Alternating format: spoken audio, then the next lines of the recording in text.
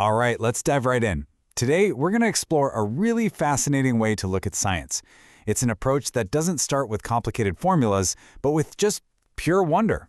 We're talking about Montessori chemistry, where you find real science in all the simple, everyday changes happening all around us. You know, think about these questions for a second. Why does bread rise? Why does iron rust? They sound like something a kid would ask, right? But they get right to the very heart of what chemistry is. It's all about change, about transformation, and all these hidden processes that shape our world. The Montessori way doesn't just brush these questions aside. No, it makes them the absolute center of learning. And this visual says it all, doesn't it? It's a huge shift in perspective. I mean, for a lot of us, chemistry was that thing on the left, just a bunch of abstract formulas on a board, a lot of memorization, kind of detached from real life.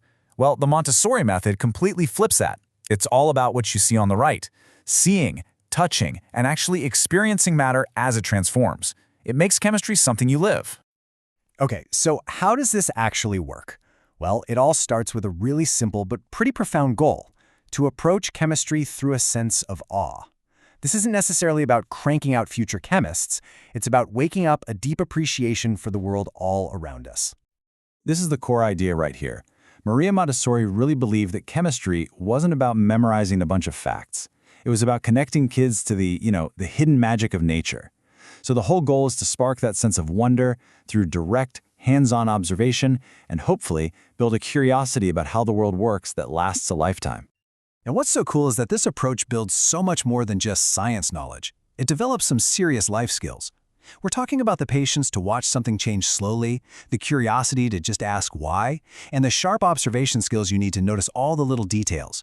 It builds this gut-level understanding that our world is always changing. So let's get practical. How does this philosophy, this idea of awe and wonder, actually turn into stuff you can do? How do we get from that feeling to actual learning? Well, it starts by putting the experience of transformation way ahead of any abstract theory. And this is the most important part. Experience always comes first. Before a child ever hears about atoms or molecules, they get to see, feel, and even smell chemical changes. These simple, totally safe experiments create this solid, concrete foundation that makes all those abstract science concepts so much easier to understand later on. I mean, take this super simple example. A child puts a solid piece of butter in a pan. They add a little bit of gentle heat, and they just watch it melt into this golden liquid. Right there, they've just witnessed and been a part of a change of state.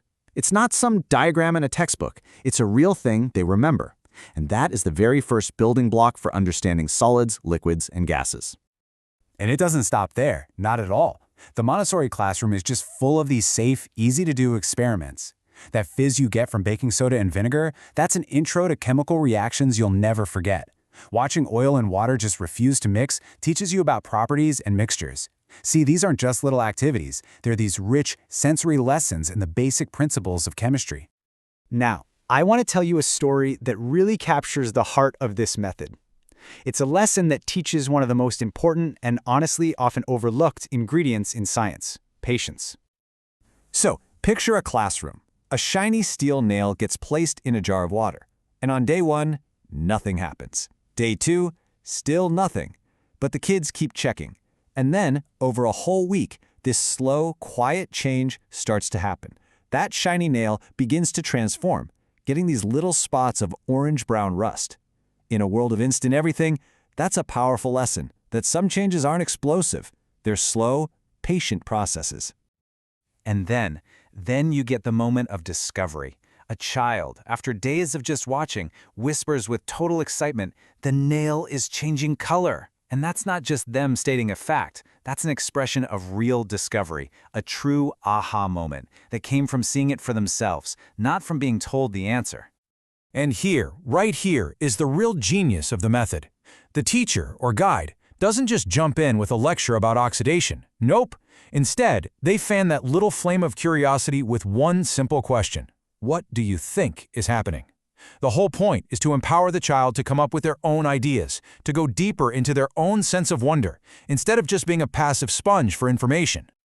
So what's the big takeaway from all this? Well, these small, focused experiments are all designed to show a much bigger truth. that chemistry isn't just something that happens in a classroom. The whole world, it's a laboratory. And you know what? These principles work for anyone. It doesn't matter if you're a teacher, a parent, or just a curious person. This is how you help someone fall in love with science. Encourage them to guess. What do you think will happen next? Connect these experiments back to things we do every day, like baking a cake or noticing a rusty fence. And maybe the most important thing, protect the magic. Let that awe and curiosity be the real engine for learning. When you boil it all down, the lesson of Montessori chemistry is as much about us as it is about science. It teaches us that the world isn't static. Matter is always changing, always becoming something new. And that's a really beautiful parallel for our own lives, isn't it? For our own ability to grow and to change. And that leaves us with one final thought. We usually think of science as this relentless search for answers. But what if its real purpose, especially at the beginning, is something else entirely? What if it's about protecting our ability to ask amazing questions and to just stand in awe of the world's incredible unfolding mysteries?